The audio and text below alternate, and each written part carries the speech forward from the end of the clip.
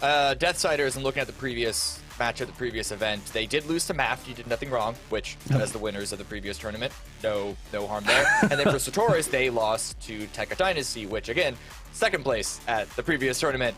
You can't really knock them too much for that, right? So we're going to see how they're going to fare this time around. And Gundam Evolution is still a fairly young game in the stretch of things. So a lot of these teams are still figuring things out, still rotating. I mean, Lord, rotating players all the time as well. That's something that we're all familiar with in the early days of any esport, right? But so every single time, even though the last event wasn't that long ago in the grand scheme of things, as far as we know, one of these teams has like unlocked like the trick to fully leveling up and maybe even taking over. Because even though teams like MAFT and while Tekka aren't here in the full capacity configuration here, they're the favorites. They might not win this round, so you got to keep your eye on every single team coming through. But here are the maps that we will be seeing in this matchup. Ooh, yeah, look at this. The new map band graphic. I like it. So we are going to see Flak Fort band. We are going to see, actually, I mean, this is just all of them in here together. This is so quick. We can actually just not even talk about the bands. We can talk about the fact that we are going to see Quarry again first. And that is, like I mentioned, it's been over the previous event, the most common starter and the most commonly picked map. Yeah, and then after that, it's Harbor City. And then the final one... Man, it's gonna be. I should have familiarized myself. I should have familiarized myself with these little images, these little snapshots here. No, trust me. All of the, a lot of the names in this game on the maps are very, very similar. And as much as I play this game, it's hundreds of hours and have casted this game for so many hours, I still get the names mixed up. They're so confusing. Some of them are really confusing. But that's gonna be Mountain R&D. That's gonna be the domination map as a decider. It's a pretty chaotic map, as most domination maps are, of course. But we really do like to see the deciders being the domination maps because that means that there's much less of a chance of a tie. Yeah, well, this also means that we're going to be getting one map of every single game mode here, starting off with Destruction, going into point capture, and then ending with Domination as the final in this best of 3. So that's going to be very, very exciting. I don't know if that was particularly planned by any of these squads to try and hit every single game mode. I don't know. I think a lot of the time people just do go to their comfort picks, right? That is one of the most interesting thing about Gundam Evolution is that there are so many different game types that you can play within a single tournament set, or especially a single tournament. So I just love to see when we do get every single type. Of course, I'm still holding out some hope that we're going to see some colony trading posts today. We didn't get a chance to see it a single time, sadly, in the previous tournament. Oh, no, I'm sorry, we did see it. One game. The teams at the end, they decided to pick it for funsies. So I'm really hoping that we're going to be seeing some colony trading posts, of course, the newest map that just came out in Gundam Evolution Season 2, and I'm hoping that we're going to see some new Gundam, because we haven't had a chance to see any of that. One person picked it for one life, and that was it in the previous tournament, but, there's a chance. Nope, I don't like this. Get this away. Give me back on the comfort picks. I mean, there's always going to be a bit of teething whenever there's a new map, a new unit introduced into the game, and the thing that you realize a lot with competitive players, whether you want to call them pro or not, depending on the current state of the ecosystem of the game in question, is that change is hard. Generally, competitive players don't like change because it means they have to completely relearn something. The status quo is different. And oftentimes, even if there's there's a map that is really, really strong if you know how to play it the right way, or a unit that's strong if you know how to play it the right way, there's always going to be a bit of hesitation historically of players. The mission is about to begin. What they're used to. But here we go into map number 1. Portland Deathsiders on attack. Yep, up here at Quarry. Now That's a lie. I assumed red was attack. Red was attack.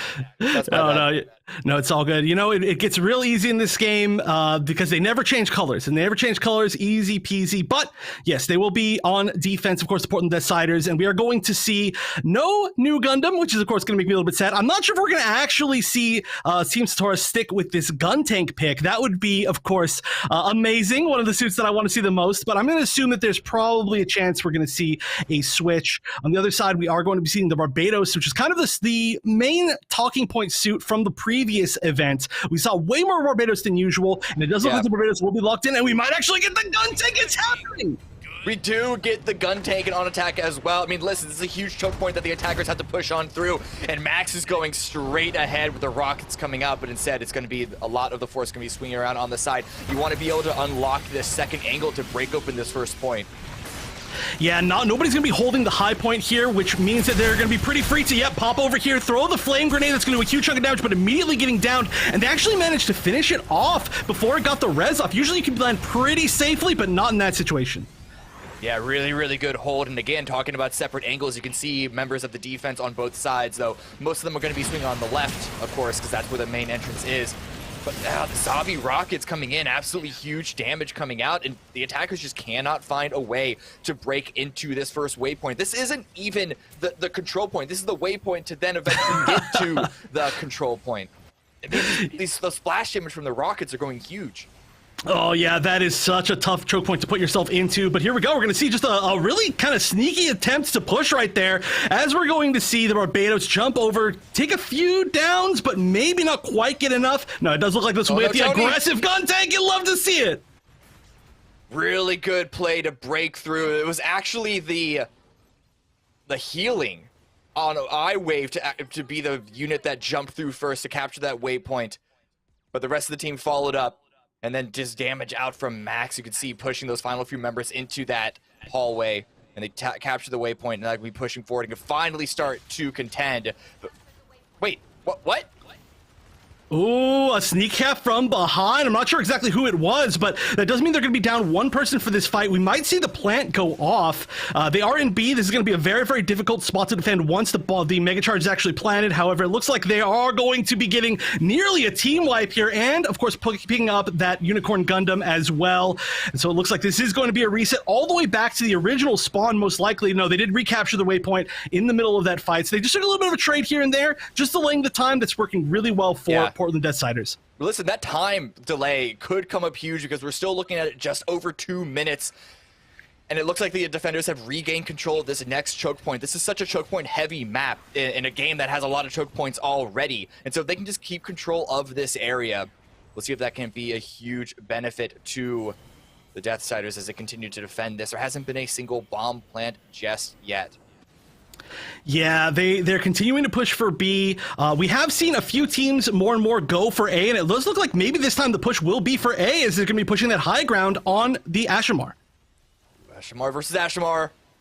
It's not going to go in Kaio's favor. He does get taken out. I don't think it's going to be a possible revive C-dub. You can still see on the high ground taking dealing a lot of damage from that angle, and man, the attackers just cannot find the opportunities to come push on in. Max is trying to find something, but with the units that they have lost already, they're just going to fall back and wait for a regroup before they make a final send. Or not a final send, but rather the next send. There's a couple of G maneuvers at the ready on the defensive side. The attackers have used up so many of theirs, though. I don't know if it's going to be able to get traded and countered out.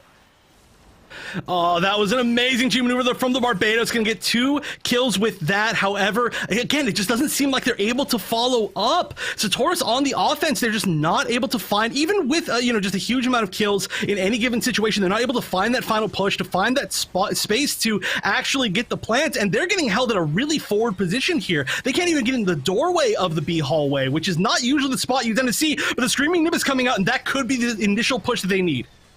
Oh, looking like it's working out. Melee is getting a lot of damage. 2 kills with that orbit, following up with some damage of their own, and that's a G maneuver ready for the Barbatos. And a lot of G maneuvers have been used by the defensive side, so this could be the opening needed. The bomb plant is going down. And there it is, a minute until the bomb goes up. Can the recapture happen? A lot of G maneuvers have been used across the board. There's only one available, and that's going to be for the attackers who are now defending this site.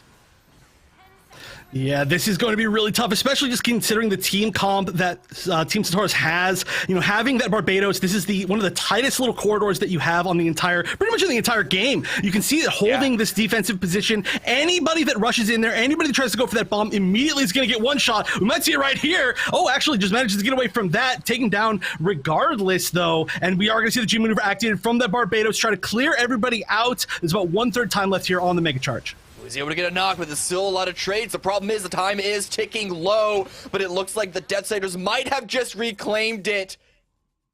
And that's the round over.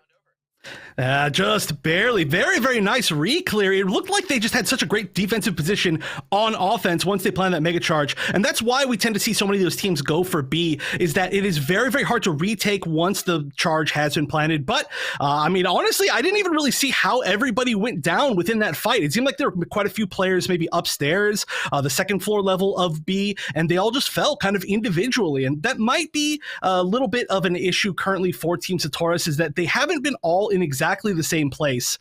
Is that I'm assuming that's not correct. So I believe we still have Zaku 2 Melee in the competitive quarantine. Probably just has the character selected currently as they're picking. But you can see the stats here, and you can just see all the damage on the side of Portland Deathsiders.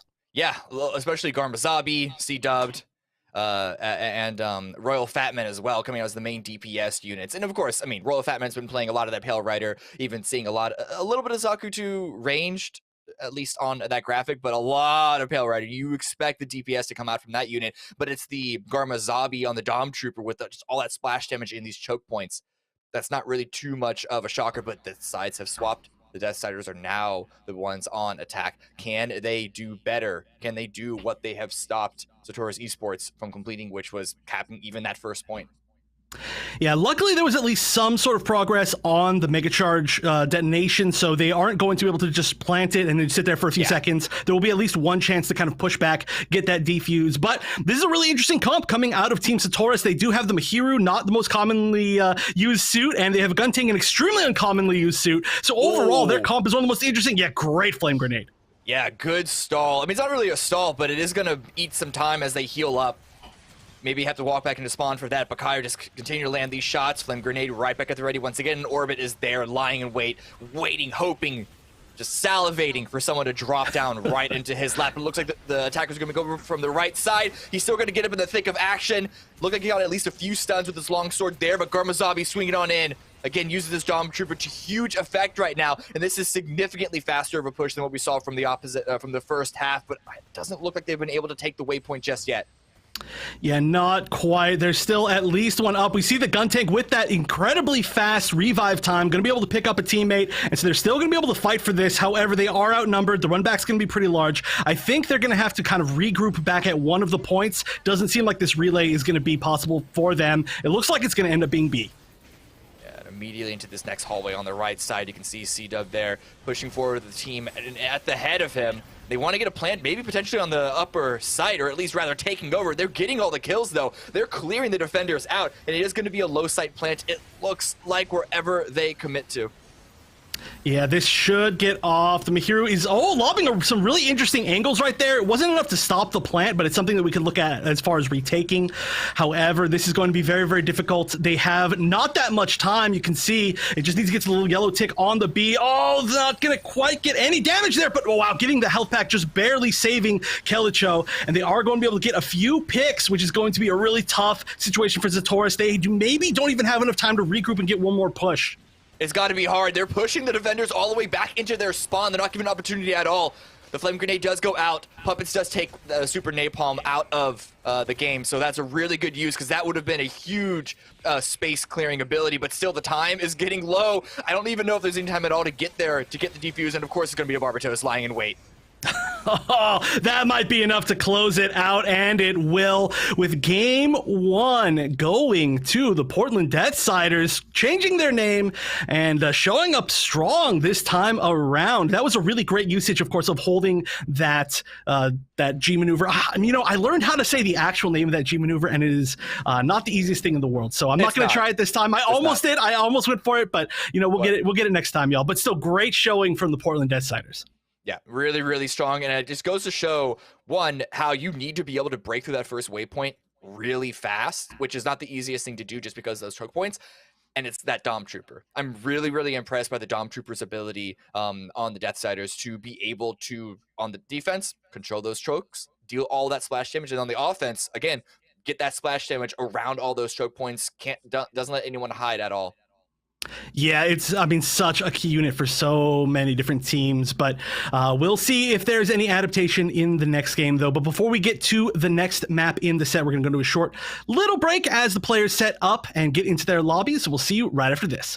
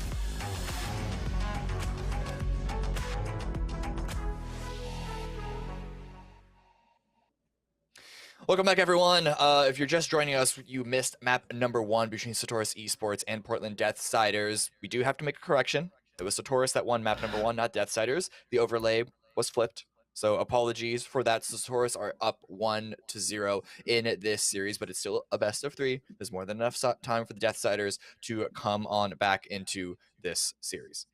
Yeah, of course it would happen on the one match that we had today that I was so excited because I'm like, oh, we haven't seen these teams on broadcast before. So it's the first time we get to see them. So the names were not in my head at all. Of course it's going to happen that way. But I mean, so far we've seen a great showing now from Sotoras.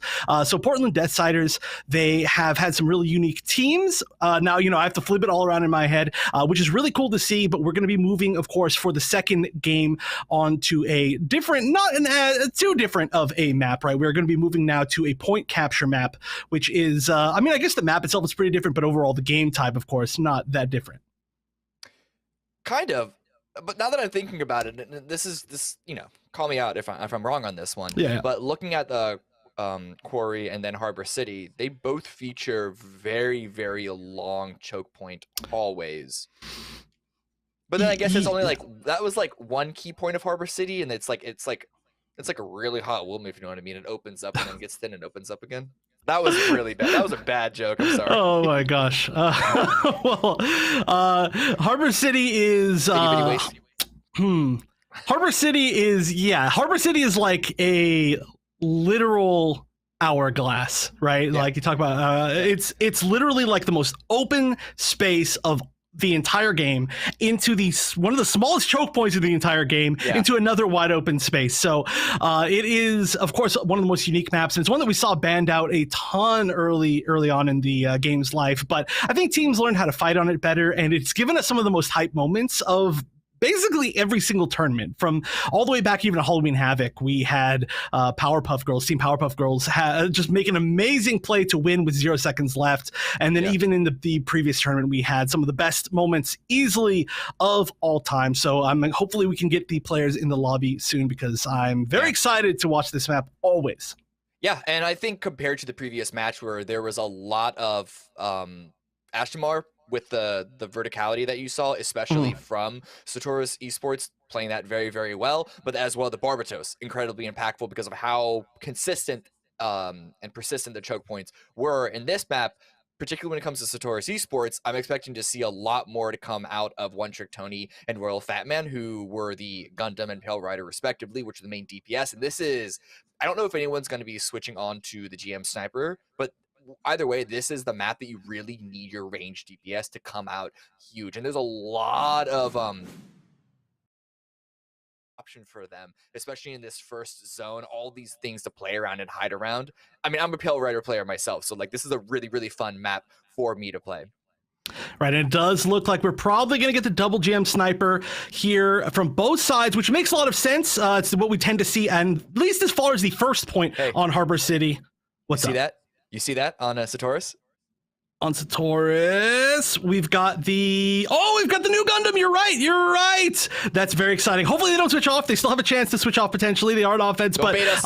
I know, don't do it. They've done it. Teams have done it before, but new Gundam can be really strong from a range. So this could be a really strong pick here. They already got not only Gym Sniper, but also Turn A Gundam, which is going to be basically that secondary sniper spot. So if you just go a bunch of far range suits, and including Exia, no drop off on Exia still. So they've got the 3 basically no drop off suits. That could be really cool. Yeah, and it's actually going to be a okay. Keicho's swapping. Womp womp. For the gun tank. Gotta do. Okay, Wait, that's fine. That's okay, fine. listen. Gun Tank is even rarer than New Gundam. Hey! I'm New Gundam. They're back.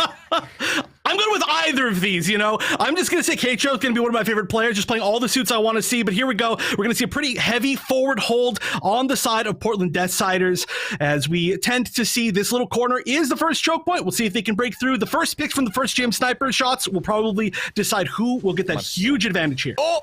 Okay, some good damage with the Sasasubi, the tank out front, but then there's going to be attention played towards the defending sniper. Mali is going to fall off of that high ground. There's a very, very vulnerable position that they found themselves in, but the initial damage, the initial kills are going the way of the Deathsiders. And Melee, of course, is going to be a huge part of that on the back line, still holding the attackers there back in the choke. They haven't been able to make much headroom just yet. Yeah, this is still just no picks. I mean, this is a long time for nobody's going to pick when both sides have two snipers. There we go. We're actually going to see the pick from the new Gundam immediately. Oh, we got the pickup, but this could start the offense that we need to see from Sotoras to push in. It does look like we're going to see the important Deathsiders get a little bit split up. They're going to be moving back to the site, but 3 players down. It looks like this could be an A take on the side of Team Sotoras. Yeah, it was a bit of a wait here, but then suddenly everything exploded. Sotoras are pushing on in. They're even forcing the Methus back, and it is going to be Keicho there with the final elimination alongside the Gundam Exia. It's going to be a lot of charge up on this point, and I think it's going to be a full capture. There's really no way for Deathsiders to come back at this time. They all died in such the same instance that they'd be flooding back one by one. Yeah, they're very smart to not like overcommit to trying to retake that or stop the take, just because you can get split up, and this choke is more important than holding A. We've seen almost every single team in any of these tournaments take that A point. It's inevitable, but so many teams have fallen at this particular choke.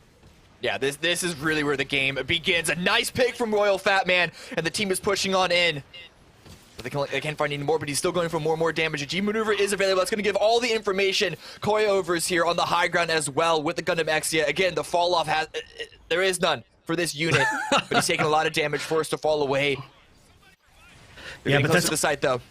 Oh, yeah, that's going to be 2 players down on the side of Portland Deathsiders. 3 players down. This is going to be a really tough spot. Offense is going to control this entire high ground. If they can get anybody up on the high ground, the second level here, they could really just control everything. We're going to see the new Gundam G maneuver come into play. That huge shield can make the pushes so strong, especially on this map. I love that we're seeing it for this particular spot. They're already almost there. Final push here from the side of Portland Deathsiders. Looks like it may go down, but here we go. Screaming Nimbus has a chance. Screaming Nimbus is going to be opening something up with so many units on the defending side deleted already. They're going to have to buy enough time for people to come back, but a great punch to follow up on that. That is 3 units taken down from a single G maneuver. I-Wave does go down in a blaze of glory into the waters below, but they're still holding on just a sliver of that progress bar remaining. And with 3 minutes, it's going to be a very hard task for Portland Deathsiders to continue to control this point, but it's something. It's a lifeline. Oh my gosh, unfortunate to see anybody go into the soup on there, but yeah, that is going to be tough for them to fully hold this.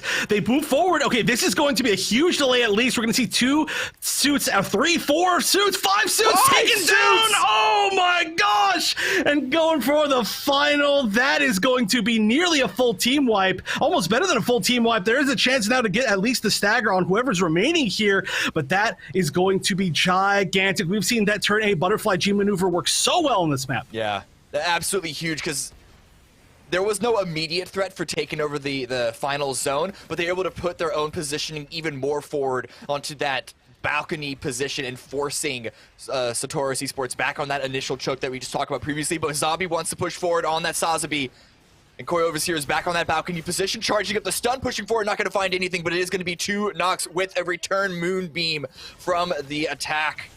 This could be the opening once again. C-Dub almost taken out, doesn't get the flip necessary to try and stay alive, but the recover is there. It doesn't matter, that still gave the space necessary, and Sotoras finds the completion on round number 1. Very nice. Yeah, I mean, that was great to be able to use, of course, the turn A G maneuver defensively to take out basically the entire team. But all it did was it stopped them from pushing that particular time, right? They didn't split them up too much. It only delayed it by another, 45 seconds, which obviously is great. But being able to use it on the offense here in this particular point means that you have the chance to take that high ground for yourself, to get onto the point. The run back is actually, despite the fact that it's close, you kind of choke point yourself on the offensive side, and you can see the damage here just so heavily ahead on okay, it's heavily ahead on the turn A from Puppet's Animosity, but Royal Fat Man's Jim Sniper has a ton of damage. Same thing with Keicho's new Gundam, which I gotta say works great. Yeah, and listen, new Gundam, the kit, from my perspective, seems very, very simplistic. You have your rifle, and you get some damage with the funnels. Nothing too complicated about that. It's the ultimate, I think, that we saw on that initial push that got them so far into almost capping point B that makes this unit so useful on this map, and might be the reason why they were picked. Yeah, I totally agree. If you can coordinate with your team and push using that shield, whether you're, in the shield or behind the shield, it's just so hard to deal with, especially when there's no, like, for example, Barbados on the other side. Of course, Barbados can just walk in and just kind of slap the new Gundam and just say, stop it, get out of here. But just against this particular comp where you're going to see a lot more ranged options, I would say, just because of the map, I felt like it's so perfect, especially, like you said, for that choke point. But here we go. We are going to see mostly the same comps overall. Is that actually a gun tank? Is that actually a gun tank on the attack? Okay, I mean, we talked about the long-range engagements on this map. The gun tank isn't necessarily the best unit for that, but we'll see if they can't make it work. One Trick Tony immediately, however, finding the first knock of the match. They're going to push over and try and get that revive. And a little bit of space taken, but there was no cover across that street. Yeah, that's going to be so hard if you get caught out right there. They've got to hold those angles. This street is just a death alleyway. Hello?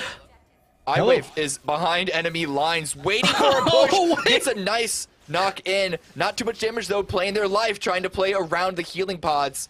But that could give the opportunity for the rest of the attack to follow up on the distraction that they're making, but it doesn't seem to be working in their favor because Royal Fatman is still there to get knock after knock after knock.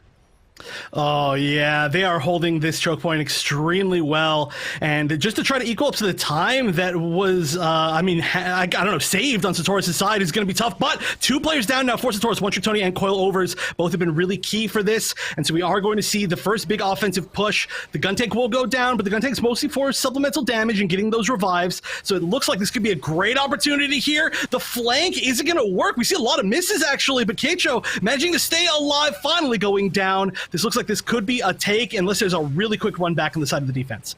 We'll see if anyone's here to try and reclaim this. But as you said, point number 1, point A, it's all about eating time. It's not where the game is going to live or die. Yeah, almost certainly. It was a better defense from Sotoras than what we saw from Deathsiders. So we'll see if that clock ends up hurting Deathsiders in the end. Yeah, so far they have been just a little bit ahead in most of these situations. This has definitely not been a blowout, but again, it's all about what your team's plan is to get past this choke point. We're not going to see the potential for that new Gundam G maneuver. We are going to see a lot of really different comps, again, coming out of the side of Portland Deathsiders. Let's see if any of them work out. We're going to see the rush in from both melees on both sides. Ooh, Coilovers wants to go for some action. He gets a couple of knocks, a couple of kills, and he dies behind cover in order to get a revive as well. So really good movement spacing there. And it just keeps Deathsiders forced back, not given an opportunity to really push forward. There's some damage traded, but they're not able to really break open that opportunity just yet. But the return is here, the respawns are here, and it's a reset for round number 2. Yeah, but 2 suits down on the side of Sotoras. That means they are going to have to back up a little bit. They're not going to be able to hold the choke point. We do see on the side of Portland Deathsiders, they're going to be splitting up a little bit, taking both of these angles around that middle tower. And here we go. The first sneak around here is the Ashmore going to get the punch. Oh, nice. Gets a lot of damage. Going to get down on the new Gundam, but not going to be able to get anything more than that. And you can see the gun tank is also reviving onto the back line, so at the very least they are keeping themselves recovered, the Deathsiders, and now they can push under. They have multiple G maneuvers as well.